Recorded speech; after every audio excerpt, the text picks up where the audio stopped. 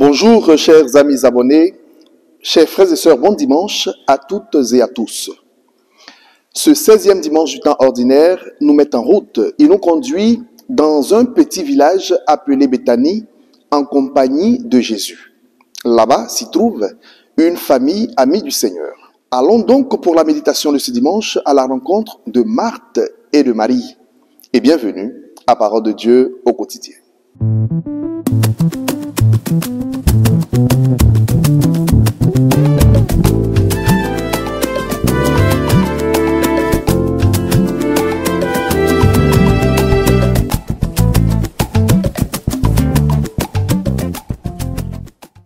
Au nom du Père et du Fils et du Saint-Esprit, Amen.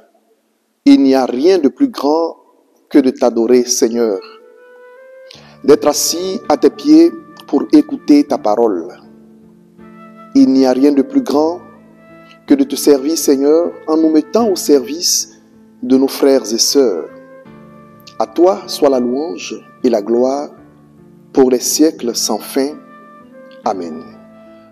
Chers frères et sœurs, chers amis abonnés, Jésus n'avait pas que des disciples. Parmi ses disciples, il avait aussi et surtout de très bons amis. Et au nombre des amis de Jésus, on pouvait compter cette famille de Béthanie, composée des deux sœurs, Marthe et Marie, et de leur frère Lazare. Dans l'évangile de ce jour, Lazare n'est pas mentionné, mais nous pouvons aisément imaginer que Lazare était bien là. Parce que l'amitié de Jésus avec cette famille était si grande que Lazare ne pouvait pas manquer à cette rencontre. Et nous pouvons croire que la visite de Jésus n'était pas non plus une surprise. C'était une visite attendue. La relation de Jésus avec Marthe, Marie et Lazare était une relation très belle. C'était une relation profonde et étroite, à telle enseigne que Jésus pleura à la mort de Lazare. C'était une relation cordiale et franche. C'est pourquoi Marthe, la sœur de Lazare, s'adressa à Jésus en ces termes: « Seigneur, si tu avais été là, mon frère ne serait pas mort. » Jean 11, 21. Jésus aimait tellement cette famille de Béthanie qu'il redonna la vie à Lazare. Il l'arracha du pouvoir de la mort. Au nom de leur amitié, en ce dimanche, Jésus rend visite à la famille de Marthe et de Marie. Et nous nous rendons compte de deux attitudes bien différentes dans le caractère des deux sœurs. Il n'est pas si difficile de comprendre et de percevoir que Marthe est la gouvernante de la maison. C'est elle qui porte la responsabilité de sa sœur Marie et de son frère Lazare. Nous l'avons dit, c'est elle qui est intervenue au décès de Lazare. C'est elle aujourd'hui, selon les termes de l'évangile, qui reçoit Jésus avec sa sœur Marie. Et on la voit partout à la tâche. Marthe est préoccupée par le service pour recevoir Jésus et ses disciples. Entre le couvert à dresser, le repas à préparer et les invités à servir, Marthe n'en peut plus, elle est exténuée. Elle est même frustrée de voir que sa sœur est assise toute tranquille auprès du Seigneur en train de l'écouter pendant qu'elle est en train de transpirer à couvrir toutes les exigences du service. Et dans ce langage franc d'amitié, ce langage direct, elle s'adresse à Jésus en lui disant: « Seigneur, cela ne te fait rien que ma sœur m'ait laissé seule à faire le service. Dis-lui donc de m'aider. » Chers frères et sœurs, chers amis abonnés, le premier enseignement que je voudrais tirer de la page de cet évangile, c'est la beauté de l'amitié qui unit Jésus à Marie et à Marthe. Ici, Lazare n'est pas mentionné. Cette beauté de l'amitié qui se tisse des fils de simplicité. Cette beauté de l'amitié qui va au-delà de toute complexité. La beauté qui surpasse les barrières des protocoles difficiles et compliqués. Cette beauté de l'amitié qui utilise un langage direct pour s'exprimer. Chers frères et sœurs, demandons cette grâce au Seigneur dans nos amitiés. Que nos amitiés soient vraies, que nos amitiés soient sincères, qu'elles soient directes, qu'elles soient sans hypocrisie et surtout que ce soit des amitiés qui nous rapprochent du Seigneur. Et effectivement, Marie était assise aux pieds du Seigneur et écoutait sa parole. Et à cette frustration, à cet énervement, à cette agitation de Marthe, Jésus, avec ce même langage direct et franc d'amitié, lui répond: « Marthe, Marthe, tu te donnes du souci et tu t'agites pour bien des choses. Une seule est nécessaire. Ta sœur Marie a choisi la meilleure part. Elle ne lui sera pas enlevée. » Chers frères et sœurs, le deuxième enseignement que nous voulons partager avec vous dans cette méditation, c'est que Dieu ne se contredit pas parce que nous sommes différents les uns des autres. Dieu ne se contredit pas en nous façonnant avec des caractères ou des tempéraments différents. La différence dans nos attitudes et dans nos aspirations n'est pas une contradiction de la part de Dieu. Non, Dieu ne se contredit pas parce que je pense différent de toi.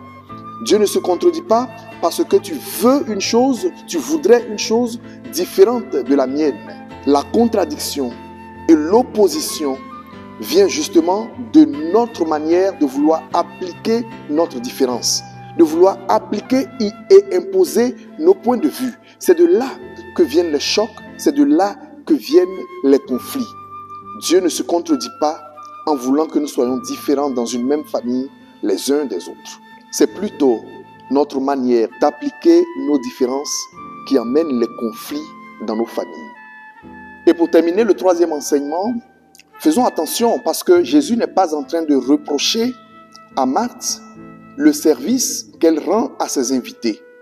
Non, Jésus n'est pas en train de reprocher à Marthe le fait qu'elle veuille se mettre au service et répondre aux exigences du service. Qu'elle se plie en quatre pour que ses invités soient à l'aise, aient à boire et aient à manger. Ce n'est pas cela que Jésus reproche à Marthe. D'ailleurs, Jésus lui-même a toujours dit que celui qui veut être premier soit le serviteur de tous. Celui qui s'abaisse sera élevé, celui qui s'élève sera abaissé. Jésus n'est pas en train de reprocher à Marthe la grandeur de son cœur, la bonté de son cœur à servir. Ce qu'il lui reproche, c'est sa préoccupation, c'est son énervement, c'est le stress, le degré de son stress qui ne cesse de monter. Ce que Jésus reproche à Marthe, c'est sa frustration qui lui fait perdre sa paix intérieure. C'est cela que Jésus reproche à Marthe. Et en ce sens, il lui dit, Marie a choisi la meilleure part, elle ne lui sera pas enlevée. Parce que la parole de Dieu, s'asseoir pour écouter, pour boire, pour s'abreuver, pour se nourrir de la parole de Dieu, inévitablement sème dans notre cœur la paix intérieure. La parole de Dieu nous tranquillise. La parole de Dieu nous sécurise. La parole de Dieu nous fait grandir dans la quiétude. La parole de Dieu nous maintient calmes et reposés. Or, dans son service, à vouloir tout faire, Marthe a fini par perdre sa tranquillité, sa sérénité. Et Jésus ne dit pas que son service est mauvais. Il dit que Marie a choisi la meilleure part. Donc, il y a la meilleure part et il y a la bonne part. Si c'est une bonne part de servir, mais dans la paix, dans la tranquillité, dans le sourire.